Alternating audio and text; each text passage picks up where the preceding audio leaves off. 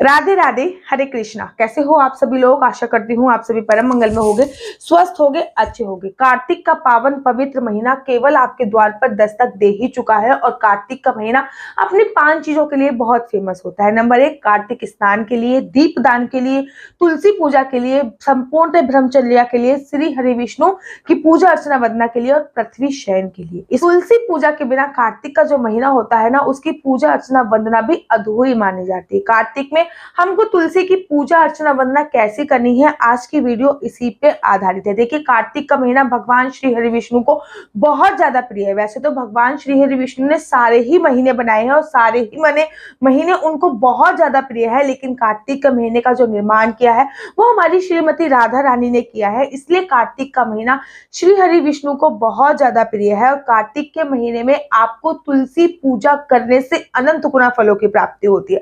कार्तिक के महीने में तुलसी पूजा कैसे करनी चाहिए, कार्तिक के महीने में तुलसी का सेवन कैसा करना चाहिए, कार्तिक के महीने में तुलसी के लकड़ी का जो दीप प्रज्वलित किया जाता है उसका तो फायदा मैं आपको अपने शब्दों में बयान नहीं कर सकती। तो सबसे पहले सुबह सुबह कार्तिक के महीने में आप लोगों को ब्रह्म मुहूर्त में उठना होता है, तारों की छाव में आपको स्नान करना होता है। स्नान के पानी में आपको गंगा जल, काले तिल डालने होते हैं और आंवले का रस डालना होता है। ये चीजें डालकर अगर आप स्नान करते हो तो आपको समुद्र में स्नान करने का फल प्राप्त होता है। उसके स्नान करने के तत्पश्चात आपको सूर्य भगवान को जल देना होता है। आप लोग कहोगे दीदी सूर्य तो निकलता नहीं है, तो सूर्य भगवान को जल कैसे दे?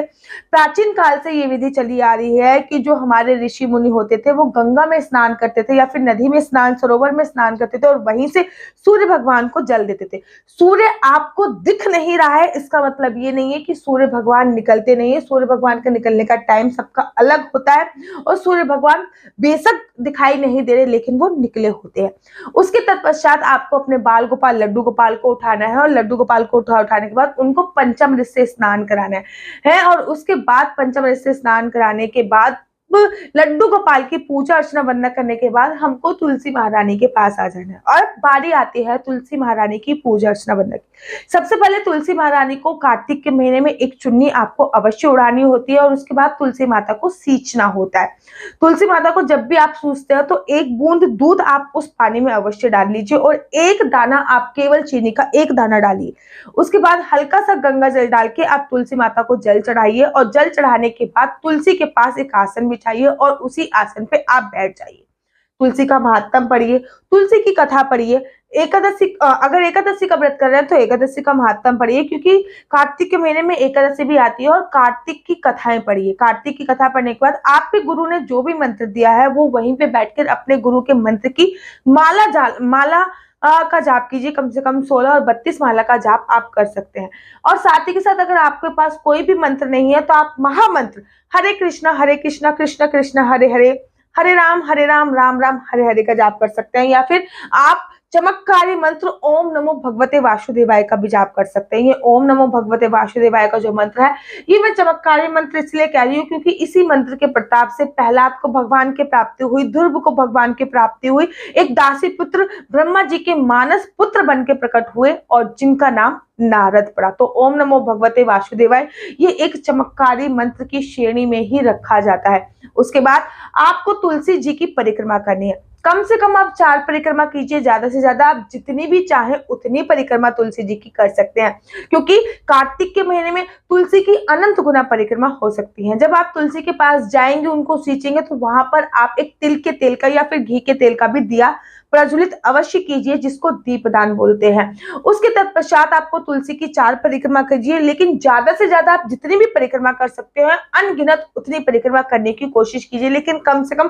4 तो अवश्य करना है। उसके बाद जब आपने ये सारी पूजा अर्चना वंदना कर ली, तुलसी माता को हल्के से आपको चंदन समर्पित करना होता है और साथ ही के साथ तुलसी माता को आपको एक चुटकी हल्दी भी समर्पित करनी होती है। उसके बाद तुलसी की जड़ से मिट्टी लीजिए। वो मिट्टी नहीं नहीं होती, वो श्री हरि विष्णु जी का चंदन होता है, उसको अपने मस्तक पे लगाइए और अपने गले पे भी अवश्य लगाइए। आपके परिवार के जितने भी सदस्य हैं उन सभी को अवश्य लगाइए। जिस तुलसी की पूजा अर्चना वंदना होती है उस तुलसी से कार्तिक के महीने में तुलसी नहीं तोड़ी जाती है। दूसरी तुलसी से आप तुलसी के पत्ते का पान अवश्य कीजिए। कार्तिक के महीने में तुलसी का पत्ते का पान करने में बहुत बहुत ज्यादा अनंत गुना की फलों की प्राप्ति होती है। और कार्तिक के महीने में अगर आप कार्तिक के महीने में अगर आप तुलसी की लकड़ी का दीप प्रज्वलित श्री हरि विष्णु के सामने करते हैं तो उससे आपको 1000 दीपक दान करने का फल प्राप्त होता है। कार्तिक के महीने में श्री हरि विष्णु को एक तुलसी का दल आपको अवश्य और अवश्य चढ़ाना होता है। श्री हरि विष्णु के शीश पर एक तुलसी का दल आप कार्तिक के महीने पे अवश्य और अवश्य रखिए। साथ ही अगर उस तुलसी में मंजरी है, मंजरी वाली तुलसी श्री हरि विष्णु को कार्तिक के महीने में चढ़ाने पे आपको पृथ्वी की परिक्रमा करने का फल प्राप्त होता है। शाम के समय भी तुलसी की परिक्रमा अवश्य कीजिए। सुबह और शाम दोनों समय तुलसी की जितनी ज्यादा परिक्रमा कर सकते हैं उतनी ज्यादा परिक्रमा कीजिए। शाम के समय में तुलसी माता पे दीप अवश्य और अवश्य जलाइए। और शाम के समय भी आपको श्री हरि विष्णु का चंदन अर्थात तुलसी की जड़ का जो मिट्टी होती है वो अवश्य लगाइए। तुलसी माता को लेटकर अर्ध दंडवत प्रणाम कीजिए। अगर आप पुरुष हैं तो पूर्ण दंडवत प्रणाम कीजिए। तुलसी माता से प्रार्थना कीजिए कि आप जैसे लक्ष्मी स्वरूपा हो मेरे घर पे भी लक्ष्मी स्वरूपा ऐसे ही बने रहे। पूरे महीने तुलसी की पूजा अर्चना वंदना बड़े प्रेम से बड़ी श्रद्धा से कीजिए। उसके बाद देवउठनी एकादशी आती है, उस समय पे आपको तुलसी का विवाह करना होता है। और जब आप तुलसी का विवाह कर देते हैं उसके बाद आपकी जो तुलसी पूजा होती है वो संपूर्ण होती है। मैं तो ये हर दिन करती हूँ। तुलसी पे दिया मैं हर दिन जलाती हूँ, तुलसी की परिक्रमा हर दिन करती हूँ, तुलसी का पान भी मैं हर दिन करती हूँ। तो आप कार्तिक के महीने में तुलसी की कुछ इस प्रकार से सेवा पूजा अर्चना वंदना भी कर सकते हैं। और साथ ही के साथ कार्तिक के महीने में जितनी ज्यादा तुलसी हो सके उतनी ज्यादा दान कीजिए, क्योंकि तुलसी दान का भी अपना एक विशेष और विशेष महत्व होता है। आशा करती हूँ आपको मेरी वीडियो अच्छी लगती होगी। अगर आपको मेरी वीडियो अच्छी लगती है तो आप अपना यूट्यूब चैनल हरि बोल को लाइक से सब्सक्राइब करना बिल्कुल भी मत भूलिए। तब तक के लिए मुझे दीजिए इजाजत। राधे राधे। हरे कृष्णा। हरि